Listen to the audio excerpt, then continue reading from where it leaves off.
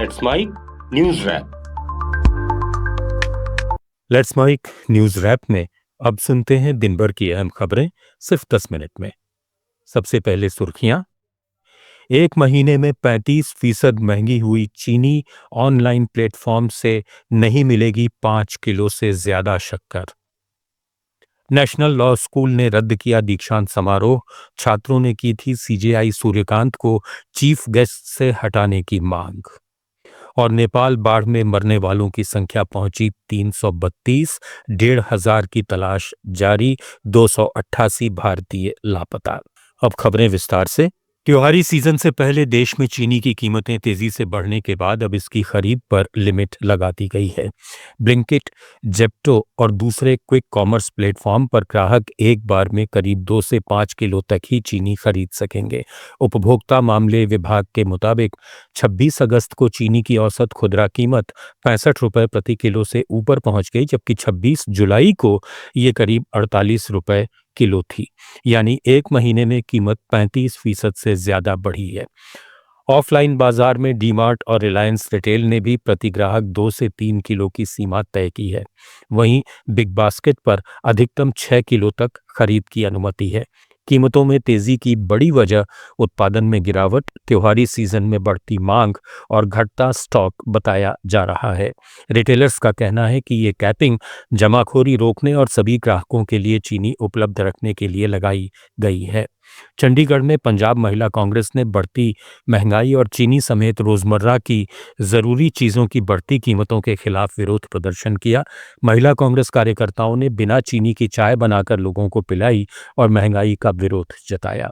नेताओं ने कहा कि बढ़ती कीमतों से आम परिवारों और खासकर घर का बजट संभालने वाली महिलाओं पर आर्थिक बोझ बढ़ रहा है।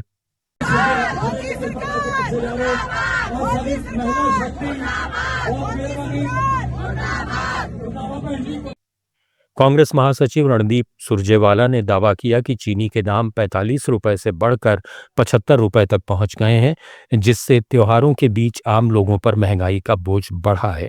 सरकार महंगाई को लेकर अजीबोगरीब तर्क दे रही है। उन्होंने पेट्रोल, डीजल, गैस और खाद्य तेल की कीमतों का भी जिक्र करते हुए मोदी सरकार की नीतियों पर सवाल उठाए। दोस्तों, असल में 12 साल से मोदी सरकार ऐसे ही मास्टर स्ट्रोक लगा रही है। पेट्रोल डीजल महंगा करके मोटापा घटा रही है, गैस के दाम बढ़ाकर कम खाने और स्लिम रहने का ज्ञान दे रही है, दिल के दौरे से लोगों को बचाने के लिए खाने का तेल बहुत महंगा कर पहुंच से बाहर कर रही है, बच्चों को बार बार, जैसा निर्मला जी कहती हैं, तैयारी का मौका देने के लिए पेपर लीक करवा रही है। और नया मास्टर स्ट्रोक है, डायबिटीज से बचाने के लिए चीनी 40 रुपया किलो से 45 से 75 रुपया किलो कर दो, 30 रुपया किलो बढ़ा दो। आरएसएस प्रमुख मोहन भागवत के 29 अगस्त को न्यूयॉर्क के मेडिसन स्क्वायर गार्डन में होने वाले यूनिवर्सल वननेस सेलिब्रेशन से पहले हिंदू अमेरिकन फाउंडेशन ने सुरक्षा एडवाइजरी जारी की है। लोगों से सतर्क रहने, किसी भी टकराव से बचने और संदिग्ध गतिविधि की सूचना पुलिस को देने की अपील की गई है। दरअसल न्यूयॉर्क के मेयर जोहरान ममदानी समेत कुछ संगठनों ने कार्यक्रम का विरोध किया है। एचएएफ ने मेयर से कार्यक्रम की सुरक्षा और नागरिक अधिकारों की रक्षा सुनिश्चित करने की अपील की है। हालांकि एडवाइजरी में किसी आतंकी या हिंसक खतरे की पुष्टि नहीं की गई है। इमरजेंसी में 911 पर कॉल करने की सलाह दी गई है। कार्यक्रम में करीब 5,000 लोगों के शामिल होने की संभावना है। बेंगलुरु की national law school of India university ने इस साल का दीक्षांत समारोह रद्द कर दिया है। ये कार्यक्रम 12 सितंबर को होना था। विश्वविद्यालय ने इसके पीछे अपरिहार्य परिस्थितियों का हवाला दिया है। अब छात्रों को बिना समारोह में बुलाए इन एब्सेंटिया डिग्री और प्रमाण पत्र दिए जाएंगे। ये फैसला उस विवाद के बाद आया है जिसमें छात्रों और पूर्व छात्रों ने समारोह में सीजेआई सूर्यकांत और बीसीआई चेयरमैन मनन कुमार मिश्रा की प्रस्तावित मौजूदगी पर आपत्ति जताई थी। मामले के बीच बीसीआई ने एनएलएसआईयू के 2026 स्नातकों की नामांकन प्रक्रिया भी अस्थायी रूप से रोक दी थी। प्रधानमंत्री नरेंद्र मोदी ने 1,500 से ज्यादा जगहों पर युवाओं और खिलाड़ियों से वर्चुअल संवाद किया।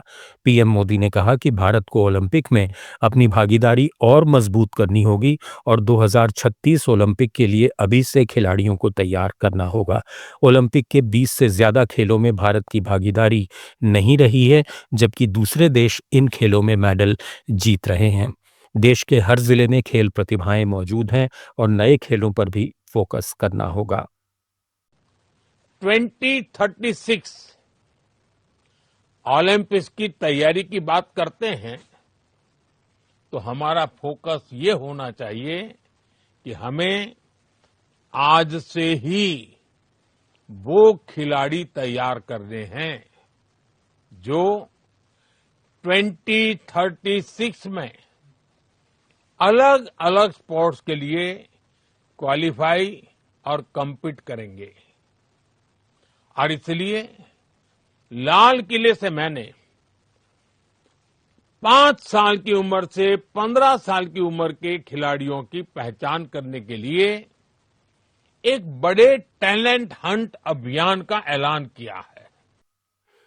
राजस्थान के पूर्व मुख्यमंत्री अशोक गहलोत ने प्रदेश की भजनलाल सरकार पर जल आपूर्ति योजना में लापरवाही बरतने का आरोप लगाया है।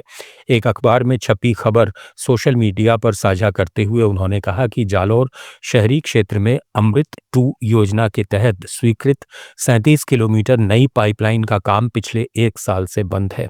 एजेंसी ने सिर्फ 13 किलोमीटर काम करने के बाद भुगतान नहीं मिलने के कारण हाथ खींच लिए। 10.5 करोड़ रुपए स्वीकृत होने के बावजूद परियोजना ठप है।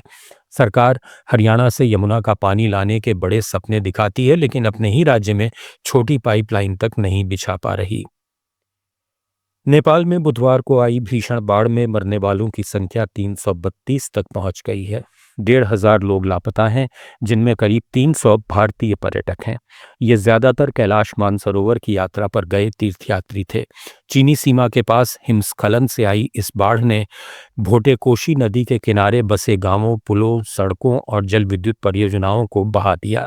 कोई पूर्व चेतावनी नहीं मिली थी। नेपाली सेना बचाव अभियान चला रही है। भारत ने तुरंत राहत सामग्री भेज दी है और प्रधानमंत्री नरेंद्र मोदी ने नेपाली प्रधानमंत्री बालेन शाह से बात कर उन्हें पूरा सहयोग देने का आश्वासन दिया है। इधर बेंगलुरु में कांग्रेस अध्यक्ष मल्लिकार्जुन खड़गे ने नेपाल में अचानक आई बाढ़ पर दुख जताया है। उन्होंने कहा कि कई भारतीय पर्यटक और भगवान के दर्शन के लिए गए लोग लापता हैं, जबकि कई लोगों की मौत हुई है। दुख की इस घड़ी में सभी को एकजुट होकर मदद करनी चाहिए। ऐसे दुख के समय हम सब लोग एक होकर उनकी मदद करना चाहिए। मैं प्राइम मिनिस्टर से भी अपील करता हूं कि वो ऐसे घड़ी में उन लोगों को मदद करें जो लोग लापता है, जो लोग मर गए हैं, जिनका कोई एड्रेस नहीं है, और जो फैमिली के लोग आज परेशान हैं, उन परेशानियों को दूर करने के लिए उन्हें पूरी मदद करना चाहिए।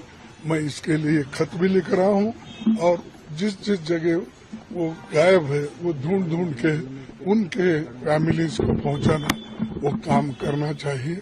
यूपी के कानपुर के गंगा बैराज के पास नत्थुपुरवा गांव में एक प्रशिक्षण विमान दुर्घटनाग्रस्त हो गया। हादसे में पायलट की मौत हो गई, जबकि को पायलट गंभीर रूप से घायल बताया जा रहा है। विमान एक निजी कंपनी का था और इसे ट्रेनिंग के लिए इस्तेमाल किया जा रहा था।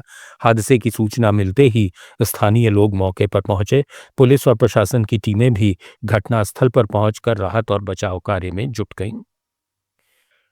श्रीलंका ने फॉलो ऑन खेलने के बावजूद भारत के खिलाफ दूसरा क्रिकेट टेस्ट ड्रॉ करा लिया। इसके साथ भारत ने 2 टेस्ट मैचों की सीरीज 1-0 से अपने नाम कर ली। गॉल में भारत ने पहला टेस्ट 165 रन से जीता था। कोलंबो टेस्ट में श्रीलंका के सोनल दिनुशा हीरो रहे। उन्होंने दोनों पारियों में शतक जड़ते हुए पहली पारी में 103 और दूसरी पारी में नाबाद 133 रन बनाए। उन्हीं को प्लेयर ऑफ द मैच चुना गया। श्रीलंका ने दूसरी पारी में 9 विकेट पर 429 रन बनाए और 216 रन की बढ़त हासिल की। सिर्फ 17 ओवर बाकी रहने पर दोनों टीमों की सहमति से मैच ड्रॉ कर दिया गया। वहीं देवदत्त पड्डिकल को प्लेयर ऑफ द सीरीज चुना गया। न्यूज रैप में फिलहाल इतना ही। बने रहिए लेट्स माइक के साथ। आप सुन रहे थे let's mic more than radio. Follow कीजिए हमें हमारे सोशल मीडिया प्लेटफॉर्म्स पर।